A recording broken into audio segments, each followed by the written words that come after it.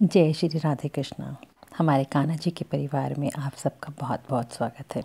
आशा करती हूँ प्रभु कृपा से आप सब बिल्कुल ठीक ठाक होंगे। आज हम बात कर रहे हैं कि भगवान की लीला स्थली जो वृंदावन में है, कहाँ पे उन्होंने रास करा, कहाँ पे वंशी वटाई, कहाँ पे कि कौन कौन से स्थान का कैसे कैसे पता चला। क्योंकि बहुत से लोगों के मन में ये शंका रहती है कि कैसे पता चला कि यहाँ पे भगवान शिव आए थे गोपी बन के, कैसे पता चला कि भगवान ने यहाँ रास किया था।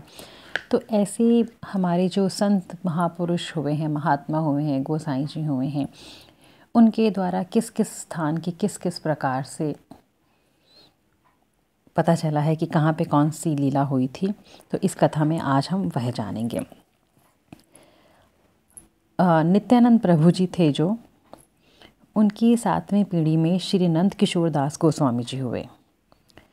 अब उनका सब लोग उसी प्रकार सम्मान करते थे क्योंकि वो नित्यानंद प्रभु की पीढ़ी के ही थे। उनको बहुत आदर दिया जाता था।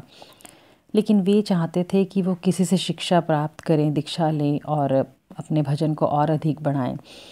लेकिन वो किससे कहते कि हमें शिक्षा दो, क्योंकि उनको बहुत आदर सम्मान से देखा जाता था। जो भी वैष्णवों के पूज्य थे और स्वयं आचार्य स्वरूप थे, उन्हें कोई वैष्णव अपने अनुगत मानकर भजन शिक्षा कैसे देता। इसलिए वो एक बार चुपचाप वृंदावन चले गए, सब कुछ छोड़ छाड़ के। वहाँ पर उन्होंने चक्रवर्ती पाद जी जो वृंदावन में रहते थे, उनको अपना गुरु बना लिया और उनसे प्रार्थना करी कि मुझे भजन शिक्षा दीजिए। उनको अपना परिचय नहीं दिया कि वो खुद कौन है। चक्रवर्ती पाद जी ने उनको भजन शिक्षा देनी स्टार्ट करी, शास्त्र अध्ययन कराना शुरू करा। लेकिन उधर उनके घर में उनकी माँ बहुत परेशान रहने लग गई कि उनका बेटा घर छोड़ के बिना कुछ बताए चला गया। उन्होंने बहुत सारे वैष्णवों को इधर उधर उनकी खोज करने भेजा और अंत में एक वैष्णव वृंदावन पहुँचे और उन्होंने देखा कि ये चक्रवर्ती पाद जी से शिक्षा ले रहे हैं। तब उन्होंने चक्रवर्ती पाद जी को उनका परिचय दिया कि ये कौन है। वो भी हैरान हो गए कि ये मुझसे शिक्षा लेने आए हैं। तो उन्होंने बोला, आप मेरे लिए क्या आदेश है। तब उन्होंने कहा कि इनकी माता जी बहुत दुखी हो रही हैं, बहुत रो रही हैं और वो चाहती हैं कि ये घर लौट कर आके विवाह करें। तब चक्रवर्ती पाद जी ने उनको बुलाया और पूछा नंद किशोर दास जी को कि आपने मुझे अपना गुरु माना है। उन्होंने बोला हाँ जी। तो बोला कि मैं आपसे कुछ दक्षिणा मांगूंगा, तो आप दोगे। उन्होंने कहा बिल्कुल दूंगा। तो उन्होंने कहा मेरी गुरु दक्षिणा यही है कि अपनी माँ की आज्ञा का पालन करो, घर चले जाओ और वहाँ जाकर विवाह करो। उन्होंने गुरु की आज्ञा का पालन किया, घर चले गए, विवाह किया और कुछ समय बाद एक पुत्र हुआ। लेकिन कहीं ना कहीं उनका मन भटकता ही रहता था और वे वृंदावन जाना चाहते थे। थोड़े समय बाद फिर से उन्होंने अपना घर छोड़ दिया और वृंदावन चले गए। उसके बाद उन्होंने अपना पूरा जीवन वृंदावन में ही बिताया। अब वहाँ पे वो रहने लग गए। उनके बारे में काफ़ी चर्चा होने लग गई, बहुत प्रसिद्ध हो गए, पूजा पाठ में बहुत अधिक ध्यान देते थे। तो और जो श्रीपाद नंद किशोर जी थे, उनके पास एक भोंदू नाम का ब्रिजवासी बालक रहता था जो गायों की देखभाल करता था। उसको सब भोंदू इसलिए कहते थे कि बहुत ही सीधा साधा था। उसे कोई छल कपट चतुराई नहीं आती थी। उसको मजाक में भी किसी ने अगर झूठ कह देना तो वह उसको मान लेता था। किसी पे शक करना, शंका करना तो उसको आता ही नहीं था। वह रोज़ बाल भोग प्रसाद पाता और श्रीपाद जी की गायें चराने जमुना पार भांडीर वन में जाया करता। उससे किसी ने कहा था कि भांडीर वन में नंदलाल हमारे कृष्ण कन्हैया जी ग्वाल बाल सहित गायें चराने आते हैं। वह ये सोचकर बहुत खुश होता कि किसी दिन तो उनसे भेंट होगी, तो मैं उनसे मित्रता कर लूँगा, उनके साथ खेला कूदा करूँगा। बड़ा सरल सा स्वभाव था उसका। भोले भाले भोंदू के हृदय के भाव रोज़ ही उमड़ उमड़ के उठ के आते कि कब मुझे नंदलाल मिलेंगे, कब मैं उनके साथ खेलूँगा। उसके मन के भावों को जान के एक दिन नंदलाल का मन भी पसीज गया। तो हो गई दोनों की भेंट। आ गए हमारे कृष्ण कन्हैया अपने दोस्तों के साथ, ग्वाल बालों के साथ, आपस में भेंट करी और इतने ही देर में उनकी मित्रता हो गई। भोंदू रोज़ कुछ खाने पीने का सामान अपने साथ ले जाता, उन सब के साथ मिल बांट के बैठता, खाता, खेलते कूदते और वापस आ जाता। एक दिन उन्होंने देख लिया कि भोंदू रोज ये सिर पे ढोकर क्या ले जाता है। श्रीपाद जी ने उन्होंने भोंदू से पूछा, भोंदू ये तुम क्या ले जाते हो? उसने बोला, ये दाल बाटी है। दाल बाटी किसके लिए ले जाते हो? उसने बोला, नंदलाल और उनके साथी ग्वाल बालन के लिए। हम सब मिलकर रोज़ दाल बाटी बनाने में। नंदलाल? कौन से नंदलाल? अरे वही बांसुरी वाला जो भांडीर वन में गैया चराने आया है। बंसी वाला भांडीर वन में गैया चराता है? ये सब सुन के श्रीपाद जी बहुत परेशान हुए। पूछने लग गए, अच्छा अच्छा, पहले तुम बताओ उसकी वेशभूषा कैसी है, वो देखने में कैसे लगता है?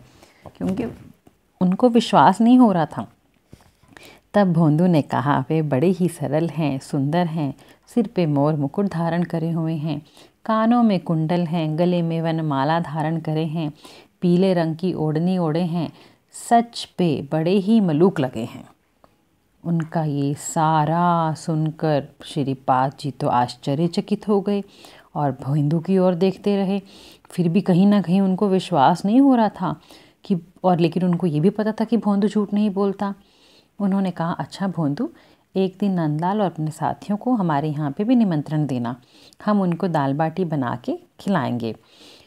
आएंगे ना वो हमारे घर? भोंदू ने खुश होके बोल दिया, मैं बिल्कुल ले आऊँगा, बिल्कुल लेके आऊँगा।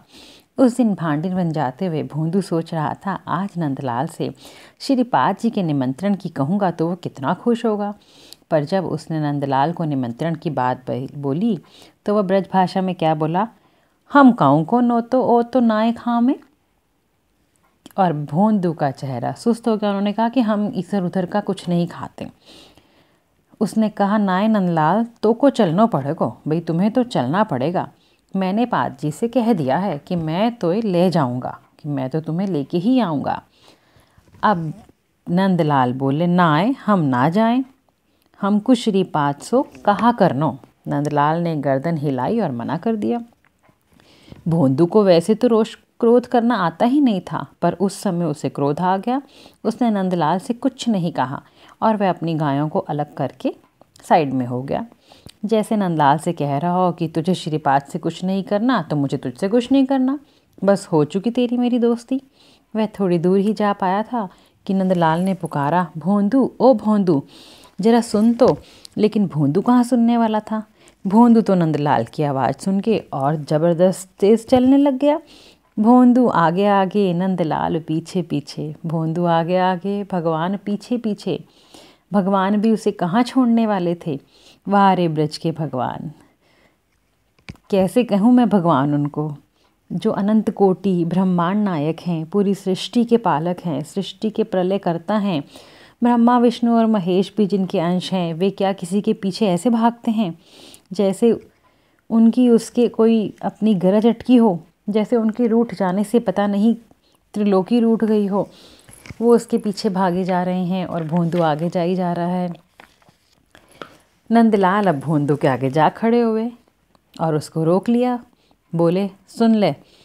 उनका स्वर थोड़ा ऊंचा था पर बड़ा ही प्यार था उसमें। भोंदू ने उनके नेत्रों की ओर देखा तो वे सजल थे। उसने कहा, कहाँ कहे मैं कहूँ श्रीपाद को निमंत्रण अस्वीकार ना करूँ। अब वो कहते हैं कि मैं श्रीपाद का निमंत्रण अस्वीकार नहीं कर रहा, लेकिन मैं तो ये कह रहा हूँ कि मैं वहाँ नहीं जाऊँगा, मेरे सखा वहाँ नहीं जाएंगे। तुम श्रीपाद को यहीं पे ले आओ, उनको बोलो दाल बाटी बनाएंगे तो हम पावेंगे। भोंदू बहुत खुश हुआ। उसने उसी प्रसन्न मुद्रा में श्रीपाद से जाकर सब कुछ कह दिया। श्रीपाद दूसरे दिन बहुत सारी सामग्री अपने मस्तक पर धरकर भांडीर वन ले गए। वे रामकृष्ण ग्वाल बालों के साथ उनका क्रीड़ा विनोद देखकर बहुत ही खुश हुए, बहुत ही कृतार्थ हुए। थोड़ी ही देर में सब कुछ अंतर्हित हो गया, वहाँ से सब गायब हो गया, सारे दर्शन सब चले गए और इतने में ही वे मूर्छित होकर पृथ्वी पर गिर पड़े। सोचो, जिसको साक्षात भगवान के सखाओं के दर्शन हो गए तो उसकी क्या हालत होगी। जब वो मूर्छित होकर गिर पड़े तब उनको आदेश हुआ, मूर्छा में ही भगवान ने उनको आदेश हुआ कि अधीर ना हो, धैर्य ना छोड़ो, घर जाओ और मेरी लीला स्थलियों का वर्णन करो। अर्थात भगवान ने उनको आदेश दिया कि जहाँ तुमने मेरी लीला होते हुए देखी है उन लीला स्थलियों का वर्णन करो। इस आदेश का पालन करके श्रीपाद जी ने श्री वृंदावन लीला अमृत और श्री रस कलिका नाम के 2 ग्रंथों का वर्णन किया, जिसमें भगवान की लीला स्थलियों के बारे में विस्तार पूर्वक जानकारी है। इस प्रकार भगवान की लीला स्थली, जहाँ जहाँ भगवान ने लीला करी, किस किस प्रकार कैसे कैसे पता चला, उसमें उन सब का वर्णन है। आशा करती हूँ भगवान की ये छोटी सी लीला आप सबको बहुत अच्छी लगी होगी। इस वीडियो को अधिक से अधिक शेयर करें ताकि बाकी लोगों को भी भगवान की लीलाओं के बारे में और लीला स्थलियों के बारे में पता चल सके।